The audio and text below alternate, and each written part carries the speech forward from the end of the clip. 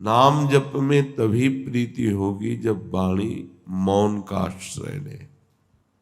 कम बोलो, आवश्यक है तो मृदु शब्दों में हितकर बात कह दो, नहीं मौन रहो।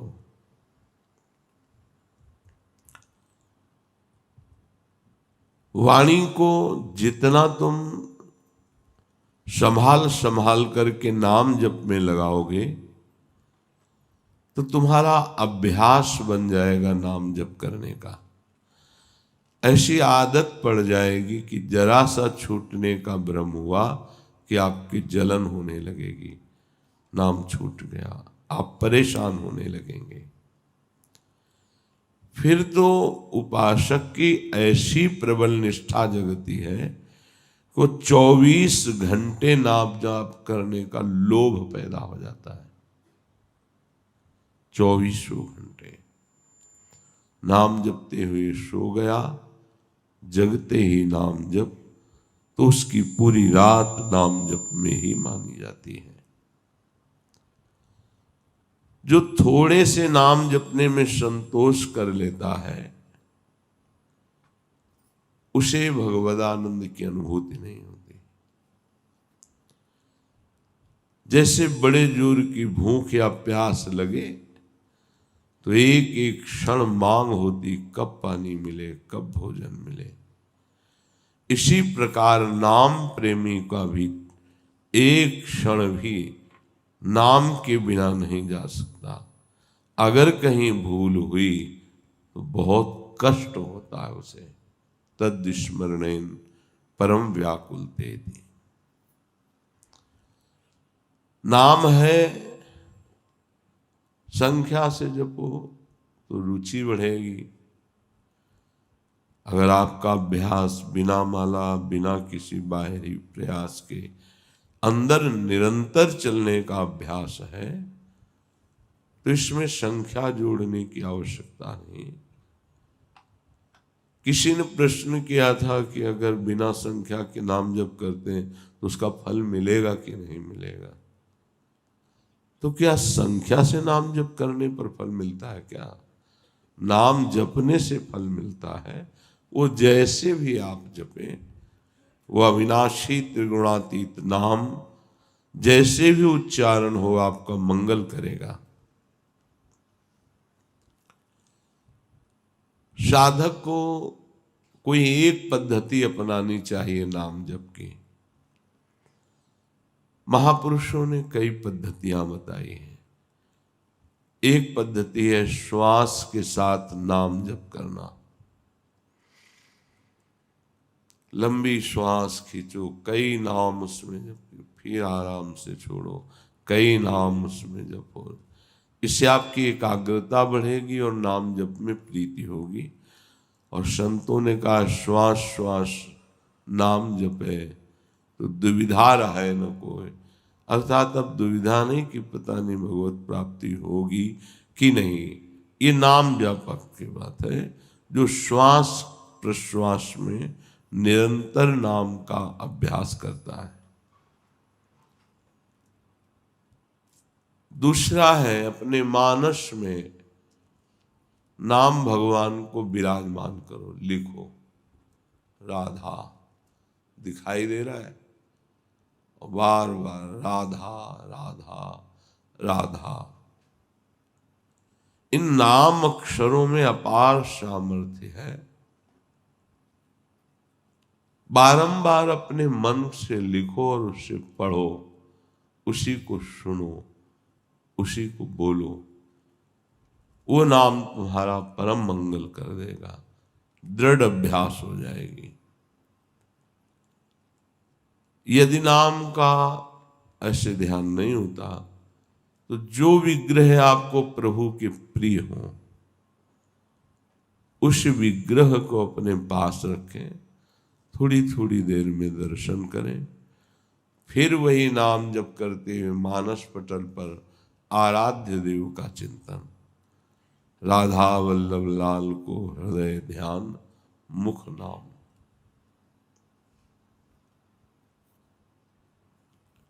नामाक्षरों की बार बार आवृत्ति बार बार जपना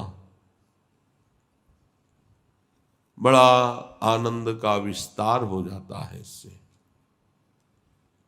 किसी भी एक नियम से आप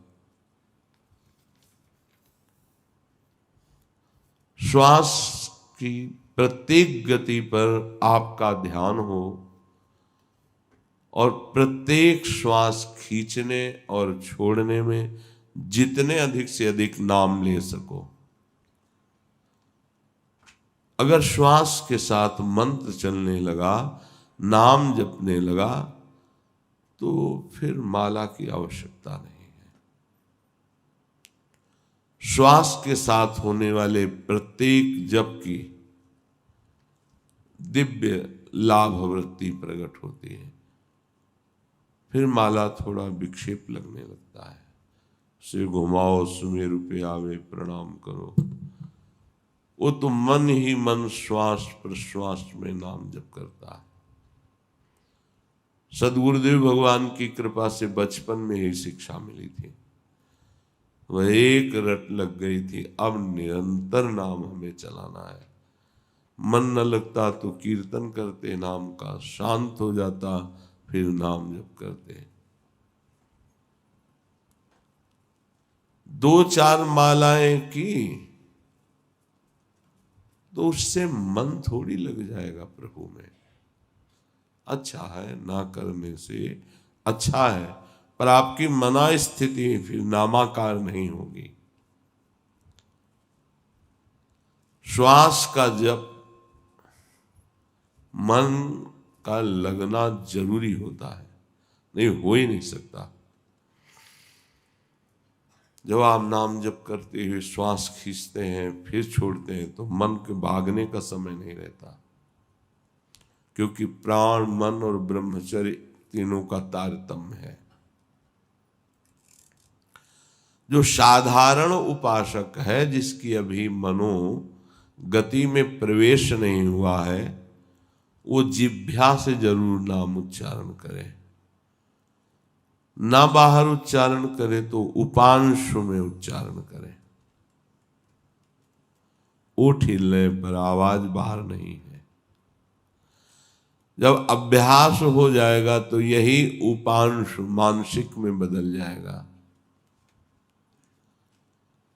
श्वास का भजन मन के बिना नहीं हो सकता।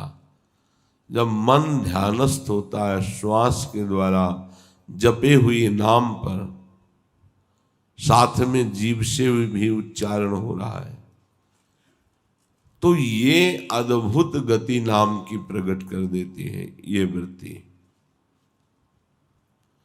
कभी भी उसका मन जप नहीं छोड़ सकता, जो श्वास प्रश्वास पे एकाग्रता पूर्वक नाम जप कर रहा है। श्वास श्वास नाम जप और उपाय कछु नाही। जिससे नाड़ियां या दिल धड़कता रहता है ऐसे ऐसे ऐसे। आप चाहो तो कलाई की नाड़ी से मस्तक में भी, हृदय में भी एक धड़कन होती है, उसके साथ नाम जोड़ दो, माला की जरूरत नहीं। जब आप उस धड़कन के साथ नाम जोड़ोगे तो आपका नाम नाड़ी के अनुसार धीरे धीरे नस नाड़ियों में उतरने लगेगा। भूरी सखी जी ने कहा है, रोम रोम जब रग रग बोले, तब कछु स्वाद नाम को पावे। इसमें भी बहुत निरीक्षण की आवश्यकता है कि एक भी धड़कन खाली न जाए, नाम के साथ चले। जीभ से उच्चारण और एकाग्रता धड़कन में ऐसे ऐसे होती रहती है। तो राधा वल्लभ सी है, राधा वल्लभ सी है। फिर एक बहुत महान नाम जप की पद्धति है कि आंखें मूंद करके पूरे नाम को सामने देखना। लिखा हुआ नाम, बार बार उसे पढ़ रहे हैं, सुन रहे हैं। यदि ऐसी स्थिति नहीं तो बार बार लिख रहे हैं, देख रहे हैं, सुन रहे हैं। अपने सामने आकाश की तरफ देखकर नाम लिखो, या अपने मस्तक पर लिखो, या अपने हृदय पे लिखो। मन को पढ़ाओ जरूर, बिना पढ़े आगे न बढ़ने पावे। जीभ का प्रयोग बहुत धीरे से होता है, इसमें गिनती इसमें जरूरत नहीं है। अब जैसे बातचीत कर रहे हैं, आपसे प्रश्न उत्तर कर रहे हैं, तो नाम दिमाग में छाया रहता है, जबान से नहीं जप रहे हैं, पर जिधर देखो उधर लिखा वही नाम। तो हम एक क्षण भी नाम से अलग नहीं रहते इस पद्धति के अनुसार। मंत्र अक्षर या नाम अक्षर साक्षात भगवान है। अगर आप मन से उसको लिखोगे और देखोगे तो आरंभ में थोड़ा आपका मन विचलित होगा, फिर मन आसक्त हो जाएगा और सबसे बढ़िया तरीका आ जाएगा ये नाम जप का, देखते हुए। इसका अभ्यास चतुरासी जी का किया गया। तो आप सच्ची मानो जैसे देख के आप पढ़ते हो, ऐसे माइंड में लिख गए, देख के पढ़ा, एक एक लाइन, एक एक पंक्ति, ऐसे पूरा 2 घंटे में होता है। 1 मिनट का समय नहीं कि उसमें चूक हो जाए। फिर योग दर्शन में लिखा है, तज्जप तदर्थ भावनम। जैसे हम राधा वल्लभ श्री हरिवंश जप रहे, तो एक उपाय है कि राधा वल्लभ लाल की झांकी हमारे नेत्रों में रहे, फिर नाम जप करें। राधा वल्लभ लाल को हृदय ध्यान, मुख नाम। बहुत बढ़िया सहज पद्धति है। छोटी छवि राधा वल्लभ जी की रख लो, बार बार देखो और फिर ध्यान मिलाओ, बार बार देखो फिर ध्यान मिलाओ, नाम जप करते। कुछ दिन में छवि नहीं देखनी पड़ेगी, वो आ जाएंगे मानस पटल पर।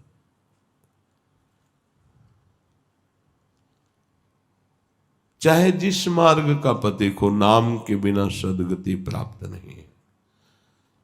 ओमित्येकाक्षरम ब्रह्म व्याहरन माम निस्मरन यह प्रयाति त्यजन देहम शयाति परमाम गतिम।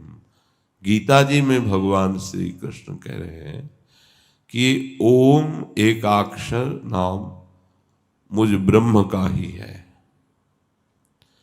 इसका उच्चारण करते हुए यदि मेरा ध्यान किया जाए, मुझ परमात्मा का ध्यान किया जाए, तो वो शरीर छोड़कर कैवल्य परम पद को प्राप्त होता है। मनुष्य अगर अपने आराध्य देव की मूर्ति का ध्यान जबान से और कान से भगवान नाम जो जप रहे हैं उसका श्रवण, तो ये उत्तरोत्तर मंत्र नाम उतरता है। पहले जिह्वा में, फिर उपांशु में, फिर मानसिक में, फिर परावाणी में।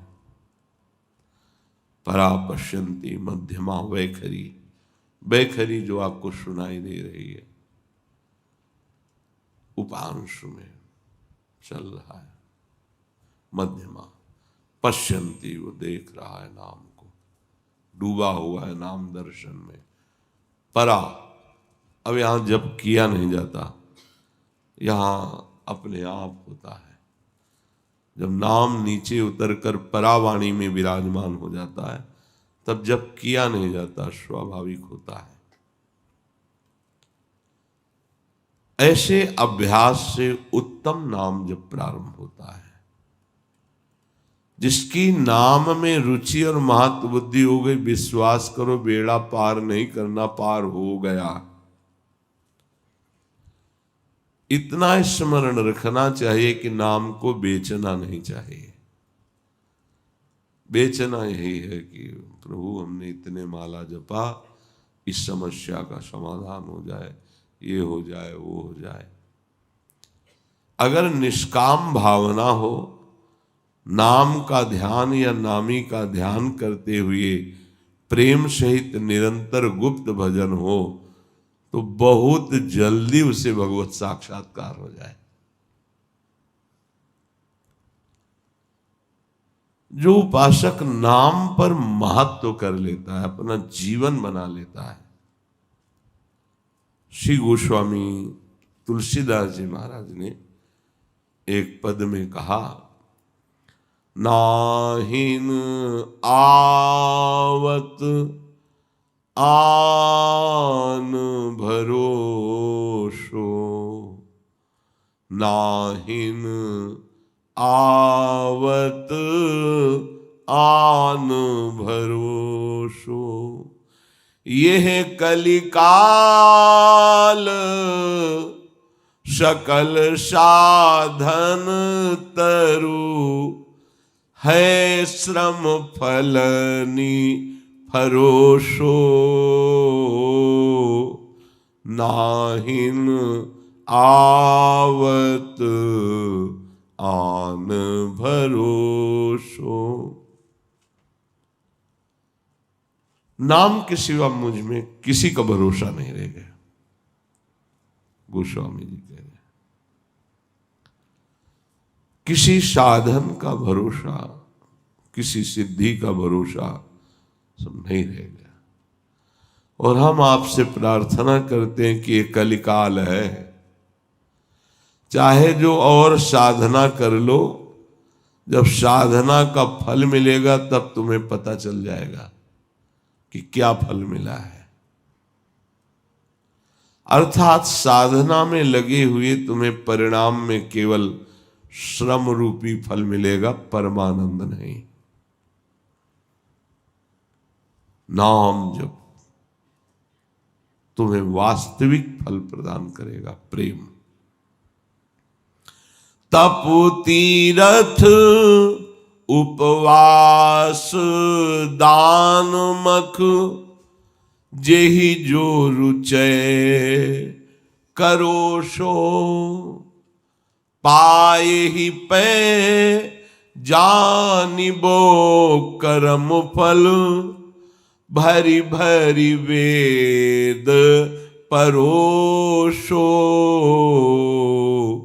नाहिन आवत आन भरोसो, नाहिन आवत आन भरोसो।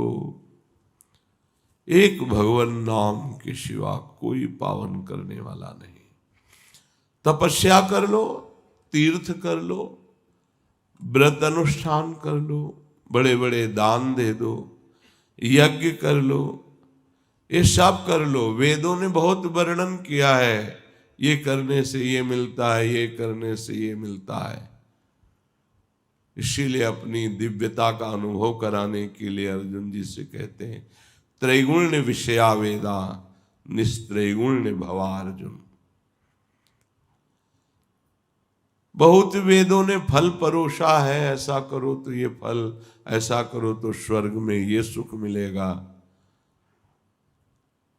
भाव ये है कि जब तक तुम्हारे हृदय में नाम जप नहीं चलेगा, तब तक कोई भी फल फूल तुम्हें अविनाशी परम पद में नहीं विराजमान कर पाएगा। ये सब तप ज्ञान तपस्या जो व्रत नियम है, ये सब बहुत बहुत बहुत ब्रह्मलोक तक। आगम विधि जप जाग करत नर, शरत न काज खरोशो, सुख सपने हूं ना, जोग सिद्धि साधन, रोग वियोग धरो सो, नाहीन आवत आन भरोसो। गोस्वामी जी कह रहे हैं, बड़ी शास्त्र विधि से मंत्रानुष्ठान करते हो कामना की पूर्ति के लिए, चाहे जितना अनुष्ठान कर लो, यज्ञ कर लो, पर असली कार्य की सिद्धि नाम से ही होगी, इनसे नहीं होगी। योग सिद्धियों की प्राप्ति भी रोग और वियोग के समान है। अहंकार का रोग लग जाता है, तुम्हारे मन की बात जानना, दूर की बात सुन के आपको बता देना, वैसे ही अहंकार नष्ट नहीं हुआ, इन सिद्धियों ने तो और पुष्ट कर दिया। अब वो वियोग कराएंगी भगवान का, और रोग की तरह संसार की सम्मान की चाह बढ़ती चली जाएगी। ये सिद्ध महापुरुषों के वचन है। जो केवल सिद्धियों की चाहत के लिए अनुष्ठान और ये सब कार्य करता है, तो उसको समझना चाहिए क्या शरीर तुम्हारा मरेगा? नहीं मरेगा, तो सिद्धियां खत्म हो जाएंगी। ये तुम्हारी यात्रा में थोड़ी साथ देंगी, यहीं तक है। पत्थर में प्रवेश कर जाना, आकाश में उड़ना, एक ही समय कई जगह उपस्थित हो जाना, दूर की बात श्रवण करना, मन की बात जान लेना, तो क्या मिला तुम्हें सिद्धियों का फल? क्या तुम्हारा प्रयोजन बना भगवत प्राप्ति? नहीं, उससे तो बिछो हो गया। रिद्धि सिद्धि पेरे बहु भाई, बुद्धि लोभ दिखावे आई, होई जो चतुर जो शयाना, तो तीन तन चितय न अनहित जानी। इनसे आपका मंगल हो जाएगा। भगवत प्राप्ति बाधक ये सिद्धियां हैं। पुराणों में भी सिद्धांत वर्णन है अलग अलग भगवत प्राप्ति का। मेरे गुरुदेव भगवान ने मुझ पर बहुत दया की और मुझे बता दिया कि एकमात्र उपाय राम राम राम। ये बात समझनी है, इसी से सब हो जाएगा। ये उत्तम उपाय में जो है जब मिला, तो मेरे सामने ऐसा मार्ग खुल गया जैसे राजमार्ग, जीटी रोड। कोई गड्ढा नहीं, कोई परेशानी नहीं, आंख मूंद के दौड़ो। अर्थात भगवत प्राप्ति का राजमार्ग है ये नाम जप। सीधे अपने राजमार्ग पर चलो।